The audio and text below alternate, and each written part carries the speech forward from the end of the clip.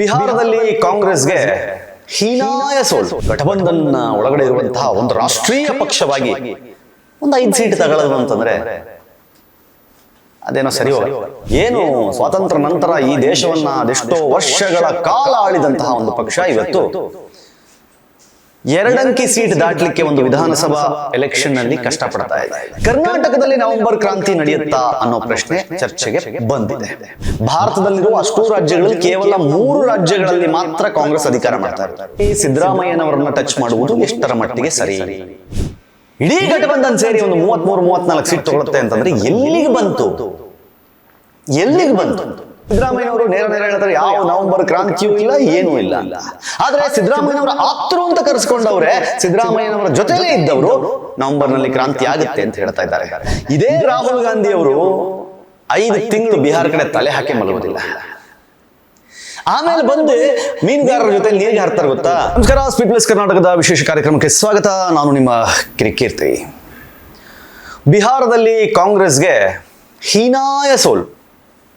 ಎಕ್ಸ್ಪೆಕ್ಟೇ ಮಾಡಿರಲಿಲ್ಲ. ಅಷ್ಟು ವಿಧಾನಸಭಾ ಕ್ಷೇತ್ರಗಳಲ್ಲಿ ಒಂದು ಘಟಬಂಧನ್ ಒಳಗಡೆ ಇರುವಂತಹ ಒಂದು ರಾಷ್ಟ್ರೀಯ ಪಕ್ಷವಾಗಿ ಒಂದು 5 ಸೀಟ್ ತಗೊಳ್ಳೋದು ಅಂತಂದರೆ ಅದೇನೋ ಸರಿ ಹೋಗಲ್ಲ. ಎಂಥವ್ರಿಗಾದ್ರೂ ಅನ್ಸುತ್ತೆ ಕಾಂಗ್ರೆಸ್ ಪಕ್ಷ ಎಂದರೆ ಏನು ಸ್ವಾತಂತ್ರ್ಯ ನಂತರ ಈ ದೇಶವನ್ನು ಅದೆಷ್ಟೋ ವರ್ಷಗಳ ಕಾಲ ಆಳಿದಂತಹ ಒಂದು ಪಕ್ಷ ಇವತ್ತು 2 ಅಂಕಿ ಸೀಟ್ ದಾಟಲಿಕ್ಕೆ ಒಂದು ವಿಧಾನಸಭಾ ಎಲೆಕ್ಷನ್ನಲ್ಲಿ ಕಷ್ಟಪಡ್ತಾ ಇದೆ. ಬಿಹಾರದ ಈ ಒಂದು ಹೀನಾಯ ಸೋಲಿನ ನಂತರ ಈಗ ಕರ್ನಾಟಕದಲ್ಲಿ ನವೆಂಬರ್ ಕ್ರಾಂತಿ ನಡೆಯುತ್ತಾ ಅನ್ನೋ ಪ್ರಶ್ನೆ ಚರ್ಚೆಗೆ ಬಂದಿದೆ. ಸದ್ಯಕ್ಕೆ ಆ ತರಹದ ಯಾವುದೇ ಲಕ್ಷಣಗಳು ಕಾಣ್ತಾ ಇಲ್ಲ.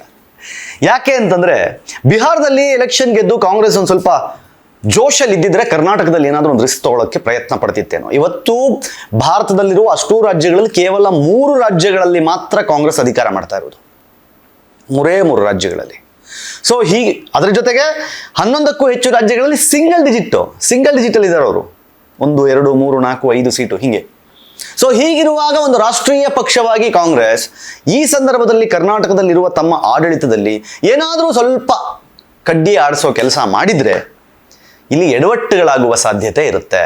ಯಾಕಂತಂದರೆ ಈಗ ಸಂಪುಟದಲ್ಲಿರುವ ಮಂತ್ರಿಗಳು ಅಷ್ಟು ಸುಲಭವಾಗಿ ಬಿಟ್ಕೊಟ್ಟು ಹೋಗ್ಲಿಕ್ಕೆ ರೆಡಿ ಇರೋದಿಲ್ಲ. ಮುಖ್ಯಮಂತ್ರಿ ಸ್ಥಾನದಲ್ಲೇ ಬದಲಾವಣೆ ಆಗಬೇಕು ಅನ್ನುವಂತಹ ಚರ್ಚೆಗಳು ನಡೀತಾ ಇದೆ. ನವೆಂಬರ್ನಲ್ಲಿ ಕ್ರಾಂತಿ ಆಗುತ್ತೆ ಅಂತ ಕಾಂಗ್ರೆಸ್ ಒಳಗಿರುವಂತಹ ಶಾಸಕರು ಮಂತ್ರಿಗಳೇ ಮಾತಾಡ್ತಾ ಇದ್ದಾರೆ. ಹೀಗಿರುವಾಗ ಇಂತಹ ಸಂದರ್ಭದಲ್ಲಿ ಸಿದ್ದರಾಮಯ್ಯನವರನ್ನ ಟಚ್ ಮಾಡುವುದು ಎಷ್ಟರ ಮಟ್ಟಿಗೆ ಸರಿ? ಅಪ್ಪಿತಪ್ಪಿ ಬಿಹಾರದಲ್ಲಿ ಏನಾದರೂ ಒಂದು ಒಳ್ಳೆ ವಿಕ್ಟರಿ ಸಿಕ್ಕಿದ್ದಿದ್ರೆ ಇಲ್ಲೂ ಸಹಿತ ಕಾಂಗ್ರೆಸ್ ಏನು ಮಾಡಿದ್ರು ಸಹಿತ ಇಲ್ಲ ಕಾಂಗ್ರೆಸ್ ಹವಾ ನಡೀತಾ ಇದೆ, ಏನಾದರೂ ಮಾಡಿಬಿಡ್ಬೋದು ಅಂತ ಅನ್ನಿಸ್ಬೋದು. ಆದರೆ ಹೈಕಮಾಂಡ್ ಆ ಥರದ ನಿರ್ಧಾರಗಳಿಗೆ ಕೈ ಹಾಕುವ ಸಾಧ್ಯತೆಯೇ ಇಲ್ಲ. ಯಾಕಂದರೆ ಹೈಕಮಾಂಡ್ ಲಿಟ್ರಲಿ ವೀಕ್ ಆಗಿದೆ. ಈಗ ಏನು ಮಾಡಬೇಕು ಅಂತ ಗೊತ್ತಾಗ್ತಾ ಇಲ್ಲ. ಬಿಹಾರದಲ್ಲಿ ಇಡೀ ಘಟಬಂಧನ್ ಸೇರಿ ಒಂದು 33-34 ಸೀಟ್ ತಗೊಳುತ್ತೆ ಅಂತಂದರೆ ಎಲ್ಲಿಗೆ ಬಂತು? NDA ಧೂಳಿಪಟ ಅಂದರೆ ನೆಕ್ಸ್ಟ್ ಲೆವೆಲ್ ಧೂಳಿಪಟ ಮಾಡಿಬಿಟ್ರು NDA ಅವರು ಮಹಾಗಠಬಂಧನ್ನ. ಸೊ ಹೀಗಿರುವಾಗ ಕರ್ನಾಟಕದಲ್ಲಿ ಈ ಥರದ ರಿಸ್ಕ್ ಕೈ ಹಾಕಬೇಕಾ? ಈಗ ಒಂದು ಕಡೆ DK ಶಿವಕುಮಾರ್ ಅವರನ್ನ ಮುಖ್ಯಮಂತ್ರಿ ಮಾಡಬೇಕು ಅಂತ ಹೇಳಿ ಒಂದು ಬಣ ಬಹಳ ಪ್ರಬಲವಾದ ಹೋರಾಟವನ್ನು ಮಾಡ್ತಾ ಇದೆ. DK ಅವರು ಇದಕ್ಕೆ ಮಾಧ್ಯಮದ ಎದುರುಗಡೆ ಬಂದು ನೇರ ನಾನು ತುಂಬ ಆಕಾಂಕ್ಷಿ, ನಾನು ಆಗಬೇಕು ಅಂತಿದ್ದೀನಿ ಅನ್ನೋದ್ರ ಬಗ್ಗೆ ಮಾತಾಡ್ತಾ ಇಲ್ಲ. ಆದರೆ ತುಂಬ ಜಾಣ ನಡೆಯನ್ನು ಅವ್ರು ಇಟ್ಕೊಂಡು ಬರ್ತಾ ಇದ್ದಾರೆ. ಮತ್ತೊಂದು ಕಡೆ ಸಿದ್ದರಾಮಯ್ಯನವರು ನೇರ ಹೇಳ್ತಾರೆ ಯಾವ ನವೆಂಬರ್ ಕ್ರಾಂತಿಯೂ ಇಲ್ಲ, ಏನೂ ಇಲ್ಲ ಅಂತ. ಆದರೆ ಸಿದ್ದರಾಮಯ್ಯನವರ ಆಪ್ತರು ಅಂತ ಕರೆಸ್ಕೊಂಡವ್ರೆ, ಸಿದ್ದರಾಮಯ್ಯನವರ ಜೊತೆಲೇ ಇದ್ದವರು ನವೆಂಬರ್ನಲ್ಲಿ ಕ್ರಾಂತಿ ಆಗುತ್ತೆ ಅಂತ ಹೇಳ್ತಾ ಇದ್ದಾರೆ.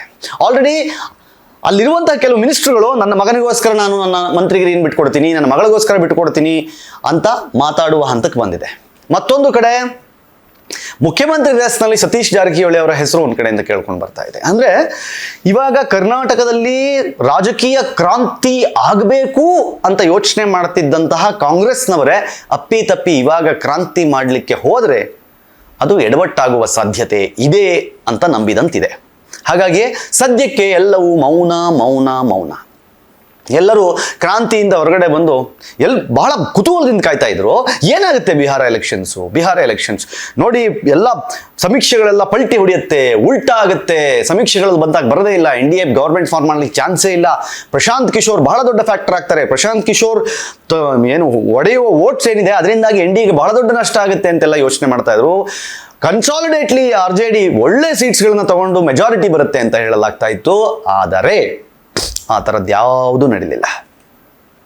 ಇನ್ಫ್ಯಾಕ್ಟ್ ಒಂದು ಕಡೆಯಲ್ಲಿ ಎನ್ ಡಿ ಎ ತನ್ನ ಅಂಗ ಪಕ್ಷಗಳನ್ನ ಜೊತೆಯಲ್ಲಿ ಯಾರ್ಯಾರು ಇದ್ರೋ ಆ ಪಕ್ಷಗಳನ್ನ JDU ಇರ್ಬೋದು, LJP ಇರ್ಬೋದು, ಅವರುಗಳ ಜೊತೆಯಲ್ಲಿ ಮಾಡಿದಂತಹ ರ್ಯಾಲಿಗಳು ನೀವು ಯೋಚನೆ ಮಾಡಿ.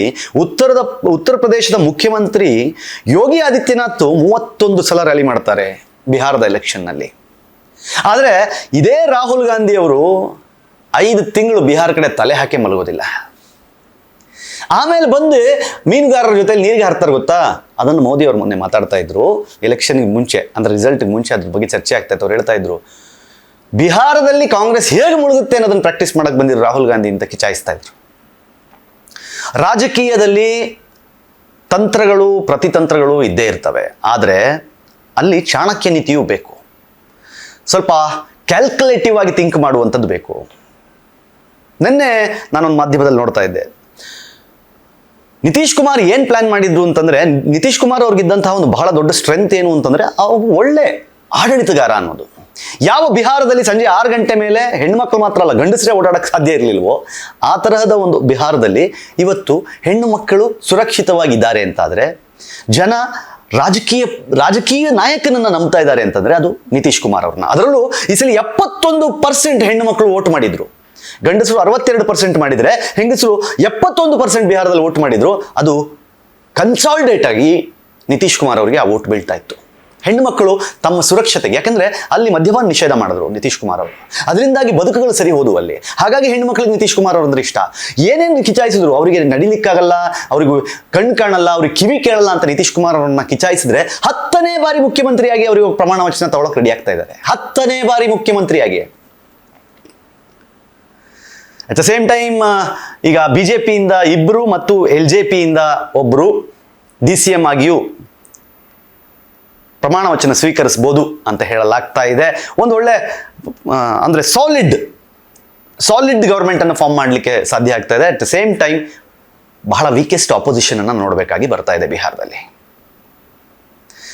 ಇದೆಲ್ಲದ ಕಾರಣಗಳಿಂದಾಗಿ ಈ ಸಲ ಕರ್ನಾಟಕದಲ್ಲಿ ಆಗಬೇಕಾದ ನವೆಂಬರ್ ಕ್ರಾಂತಿ ಸ್ವಲ್ಪ ಲೇಟಾಗಿ ಆಗ್ಬೋದೇನೋ ಅಂತ ಅನ್ನಿಸ್ತಾ ಇದೆ. ಬಟ್ ಅಷ್ಟು ಸುಲಭಕ್ಕೆ DK ಶಿವಕುಮಾರ್ ಅವರು ಸುಮ್ಮನೆ ಕೂತು ಬಿಡ್ತಾರಾ ಅನ್ನೋದನ್ನು ನೋಡಬೇಕು. ಸಿದ್ದರಾಮಯ್ಯ ಅವರು ತಮಗೆ ಸಿಕ್ಕ ಅಧಿಕಾರವನ್ನು ಕಡೆಯ ಒಂದು ಟರ್ಮ್ನಲ್ಲಿ ಕಂಪ್ಲೀಟ್ ಮಾಡೇ ಹೋಗಬೇಕು ಅಂತ ಹಠಕ್ಕೆ ಬೀಳ್ತಾರ.